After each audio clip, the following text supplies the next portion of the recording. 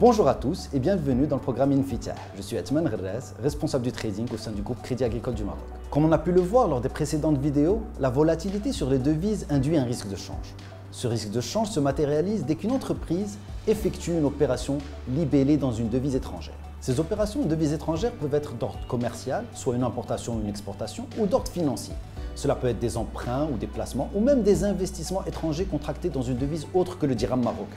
À travers ces opérations, les sociétés courent le risque de fluctuation de la devise par rapport à la monnaie locale entre le moment de la négociation du contrat et la date effective du paiement. Prenons l'exemple d'un importateur dans le secteur des céréales. L'entreprise qui aura le mieux négocié non seulement son prix d'achat de matières premières et qui aura le meilleur cours d'achat de devises pourra proposer les meilleurs prix tout en préservant sa marge bénéficiaire. Pour les exportateurs de fruits rouges par exemple, un taux de change désavantageux pourrait consommer totalement leur marge bénéficiaire. Ou à la rigueur, les rendre plus ou moins chères pour les acheteurs étrangers. Prenons un exemple chiffré où au moment de l'acceptation d'une offre de 100 000 €, le cours de l'euro est à 10,80 et au dénouement, l'euro est à 10,90. L'importateur aura initialement enregistré dans ses livres une dette de 1 080 000 dirhams et au dénouement devra décaisser 1 090 000 dirhams. Il aura alors subi une perte de change de 10 000 dirhams. L'exportateur va quant à lui enregistrer un gain de change de 10 000 dirhams, car initialement, il aura enregistré dans ses livres 1 080 000 dirhams. Or, lors de l'encaissement, il récoltera 1 090 000 dirhams. Dans le cas des importateurs, si le dirham s'apprécie face à une devise étrangère, cela génère une perte de change.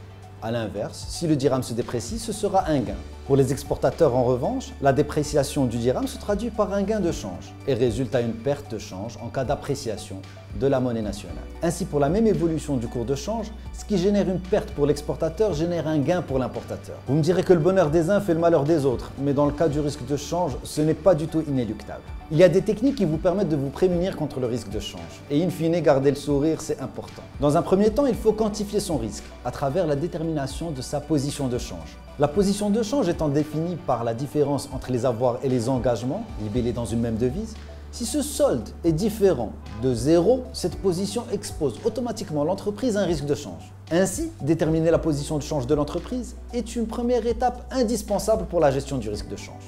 Car une fois ce risque quantifié, il est plus simple de le couvrir pour préserver encore une fois sa marge bénéficiaire. Pour se couvrir, c'est assez simple. Il existe des techniques internes à l'entreprise et des techniques externes. Une des techniques internes pour limiter le risque de change serait de choisir la monnaie de facturation. Or, le dirham n'étant pas une monnaie convertible, la monnaie de facturation est pour les opérateurs marocains toujours une devise étrangère, le plus souvent de l'euro ou du dollar, ce qui expose un risque de change. Une deuxième technique consistera à faire de la compensation. Pour cela, il faudrait être à la fois importateur et exportateur, et ainsi faire coïncider les flux entrants et sortants. L'office d'échange permet en effet de conserver 70% des recettes des exportations dans un compte en devise dédié. Ce compte peut être utilisé pour le règlement d'importation afin de limiter le risque de change. Une troisième technique appelée termaillage consiste à jouer sur les délais de paiement, du fait d'anticipation sur des évolutions positives. Or, dans un monde tel que le nôtre, faire les bonnes anticipations n'est pas chose aisée. Passons à présent aux techniques externes à l'entreprise. Une première technique consiste à passer par des produits de financement auprès des banques partenaires. Pour les exportateurs, faire des mobilisations ou avances en devises. Cette technique offre la possibilité à l'opérateur de bénéficier immédiatement de la trésorerie en dirham, correspondant au montant de la créance en devise qu'il détient sur son client étranger. L'avance présente l'avantage d'être un outil de financement, mais également un outil de couverture du risque de change. En effet, le risque de change est couvert puisque le montant de la somme empruntée en devise est remboursé à l'échéance par le client de la société marocaine exportatrice. Pour les importateurs, il s'agirait de faire un financement en devise. C'est une technique qui permet uniquement de décaler le paiement en vue d'anticipation positive. Encore une fois, il faudra faire les bonnes anticipations. Heureusement, il existe des techniques externes qui sont de plus en plus utilisées et qui restent les plus fiables car elles permettent de transférer l'intégralité de son risque de change.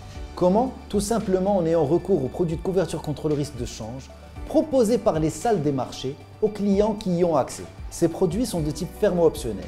Ils sont multiples pour répondre de manière précise aux besoins de couverture spécifiques de chaque entreprise. Cela peut être des contrats de change à terme, des options de change ou encore des combinaisons d'instruments tels que l'autorise la réglementation. Merci pour ce moment que nous avons partagé ensemble et n'hésitez pas si vous avez des questions à les laisser en commentaire.